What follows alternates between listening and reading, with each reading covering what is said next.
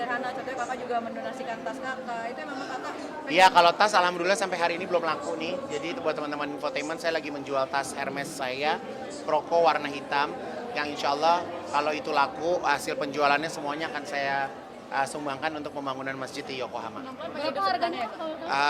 Saya sih pengennya buka dari harga 500 juta. Tapi kalau bisa dijual 1 miliar, alhamdulillah, karena buat masjid juga. Kenapa akhirnya tasnya dijual? Kenapa? Karena saya udah pernah dititipkan pakai sama Allah, udah pernah pakai, udah pernah ngerasain. Jadi ya udah saya kenapa saya jual? Karena dulu saya belinya juga nyicil berat gitu kan, pakai cinta untuk bisa ngedapetinnya. Jadi makanya saya pengen ngembaliin lagi ke Allah dengan cara yang sama. Dan merelakan artinya ya barang yang kamu cintai. Iya dong. Jadi kalau misalnya kita menjual sesuatu yang memang kita suka, yang kita sayang kan, ya insya Allah juga meaningful gitu. Ya, Ruben hari ini berangkat umroh berserta dengan rombongannya. Dia excited banget, antusias sampai nggak bisa tidur semalam, heboh banget gitu. Tapi ya nggak apa-apa, ini merupakan sebuah proses buat dia. Jadi aku bilang nikmatin karena dia dapat undangan juga dari Allah. Jadi insya Allah semua rangkaian ibadah Ruben yang ada di Tanah Suci bisa benar-benar dinikmatin, dan Ruben punya rasa cinta yang lebih untuk Allah Subhanahu wa Ta'ala. ada nasihat nggak untuk pemain yang baru pertama kali kak? Buat saya bukan tipe orang yang menasehati ya, tapi saya tuh justru kasih support, karena kan namanya orang nggak pernah pergi pasti punya banyak kekhawatiran ya. Tapi saya mematahkan kekhawatiran itu bahwa ya ibadah itu memang senikmat dan seenak itu sih. Katanya nelfonin terus ya Kak Igun, maksudnya ngasih tahu ini lo bawa ini nggak bawa ini. Enggak, kata siapa? Bukan gue. Dibantuin kenapa? Nggak diajak kebetulan, karena kayak kedua memang saya rencananya mau umrohnya di bulan Desember gitu, karena memang sekarang ini harus bulan-bulan bekerja, bulan-bulan produktif, jadi nggak bisa ninggalin Jakarta 9 hari.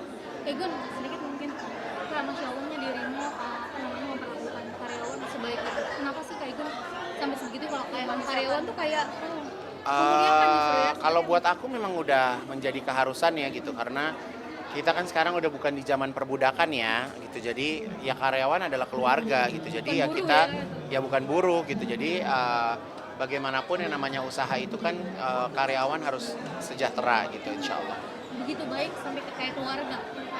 Ya kita berbuat baik aja susah kan gitu kan, kenapa harus berbuat jahat gitu ya. Kak, sampai kemarin memerlukan karyawan Kak Igun seperti apa? Sebenarnya itu bukan umrohin, kalau umrohin karyawan itu kan memang part dari janji kita di awal ya gitu. Jadi kalau misalnya di kantor tuh kita ada reward ya, ada kita memberikan apresiasi. Itu kan caranya beda-beda, dan itu juga ada pilihan kok, mau ngambil umroh atau mau ngambil apa gitu. Jadi semua kita kembalikan ke karyawan yang ada. Reward kalau apa tuh, misalnya ada bonus apa, kecapean? Ya namanya orang jualan ya harus laku lah. Kalau dia bisa jualin karya saya, jualannya bagus, ya akan mendapatkan reward.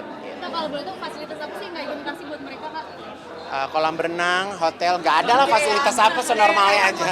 Ya, makasih ya. Kak Igun, soal kerudung gimana nih, mau dipatenin apa gimana? Kerudung kan kemarin dijiplak juga tuh. Ya nggak apa-apa, udah itu berserah aja sama Allah ya. Ntar saya kalau berurusan saya gulak-balik kantor polisi, repot, banyak kerjaan.